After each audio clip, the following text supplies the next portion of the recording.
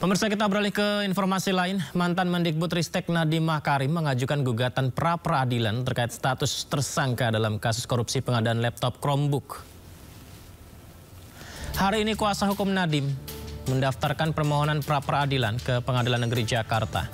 Objek gugatan pra-peradilan yang disampaikan yakni terkait penetapan tersangka dan penahanan Nadiem yang dinilai tidak memenuhi dua alat bukti yang sah.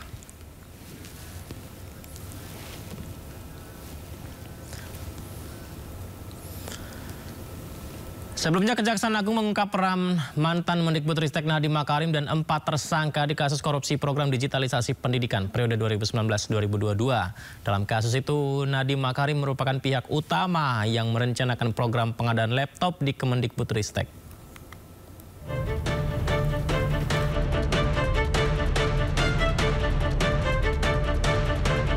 Nama Nadiem Makarim terseret dalam dugaan korupsi pengadaan laptop di Kemendikbudristek saat ia menjabat sebagai menteri. Tak tanggung-tanggung kerugian negara akibat praktik haram tersebut senilai 9,9 triliun rupiah. Dalam kasus yang masih terus bergulir ini, Kejagung mengungkapkan bahwa program pengadaan digitalisasi pendidikan teknologi, informasi dan komunikasi di Kemendikbudristek tahun 2020-2022 telah direncanakan sebelum Nadiem Makarim ditunjuk menjadi Mendikbudristek. Nadiem bersama 2 mantan staf susnya telah memiliki perannya masing-masing, yakni Kyuristan dan Fiona Handayani. Adapun Ibrahim Arif masuk ke dalam anggota dari tim review kajian. Hal itu dibicarakan dalam sebuah grup WhatsApp bernama Mas Menteri Kortim yang beranggotakan Kyuristan dan Fiona Handayani bersama Nadiem Makarim. Sementara pada tanggal 19 Oktober 2019, Nadiem Makarim diangkat menjadi Mendikbudristek. Pada bulan Desember 2019, Kyuristan yang menjadi staf sus Mendikbudristek mewakili Nadiem Makarim membahas teknis pengadaan teknologi informasi dan komunikasi menggunakan Chrome OS.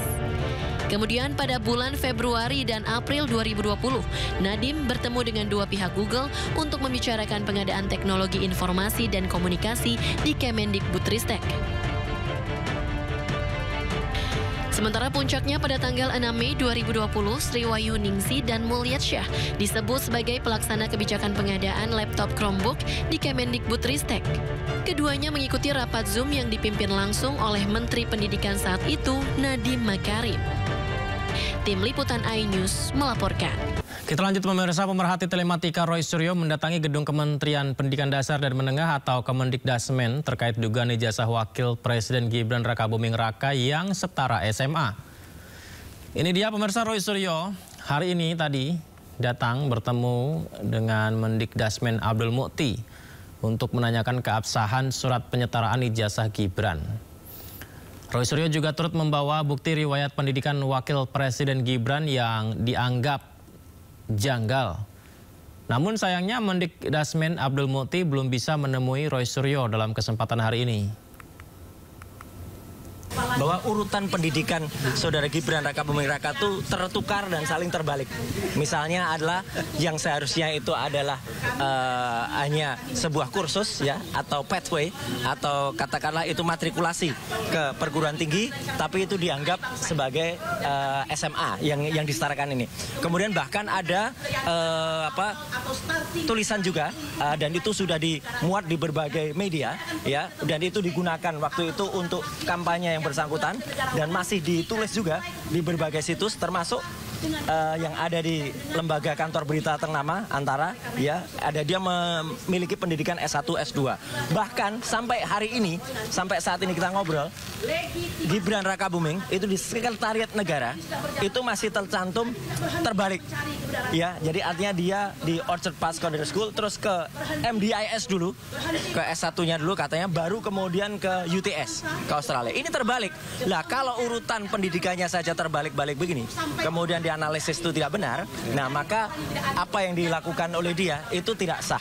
Maka atas dasar niat baik kami datang secara baik-baik ke kantor Kementerian Pendidikan Dasar dan Menengah ini, dan alhamdulillah tadi sekali lagi saya sudah di WA langsung oleh Prof. Abdul Mukti, dan kemudian beliau mengatakan mohon maaf tidak bisa mendampingi tapi makanya kita menunggu arahnya siapa yang seharusnya kemudian menerima kami, karena ini jelas betul ya. Pemirsa, sidang gugatan perdata senilai 125 triliun rupiah terhadap Gibran Rakabuming Raka dilanjut ke tahap mediasi. Mediasi digelar pada 29 September mendatang.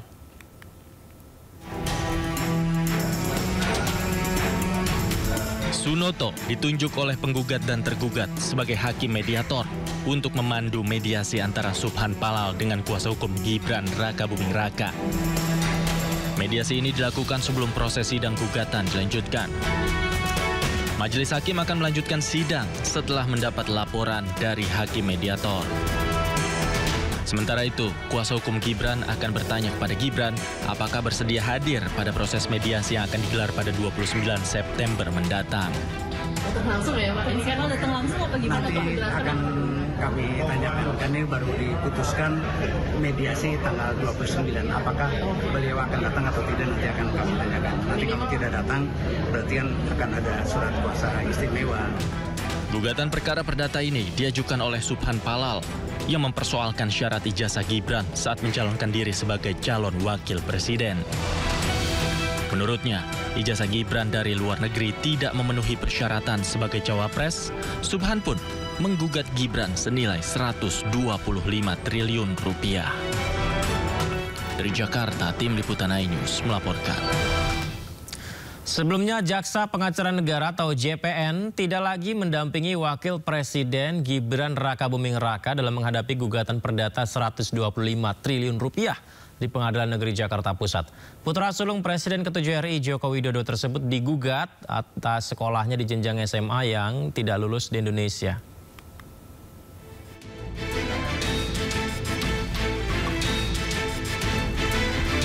Kejaksaan Agung menjelaskan alasan Wakil Presiden Gibran Rakabuming Raka tidak lagi pakai Jaksa Pengacara Negara untuk menghadapi gugatan syarat dokumen pencalonan Wapres saat pemilihan Presiden 2024 lalu. Menurut Kapus Penkum Kejaksaan Agung RI Anang Supriyatna, kasus yang menyeret Gibran merupakan ranah pribadi bukan sebagai Wakil Presiden RI. Memang pada saat itu permohonan gugatan terhadap Pak Gibran selaku Wapres itu ditujukan, dikirimkan surat itu ke Sekretariat Wapres.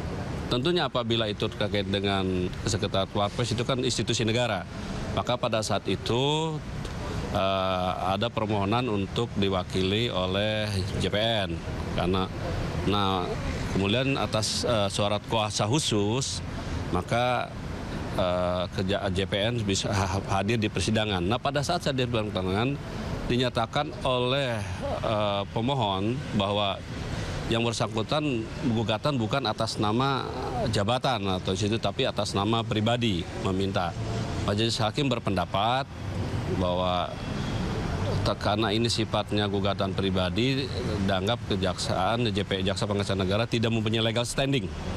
Nah, dari itulah kemudian berikutnya kita sudah laporkan, maka sidang berikutnya yang menjadi penasihat hukum adalah bukan dari kejaksaan.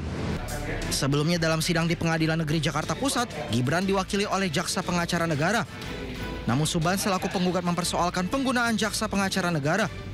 Ia berdalih gugatan kepada Gibran merupakan gugatan pribadi bukan sebagai Wapres. Tim Liputan iNews melaporkan.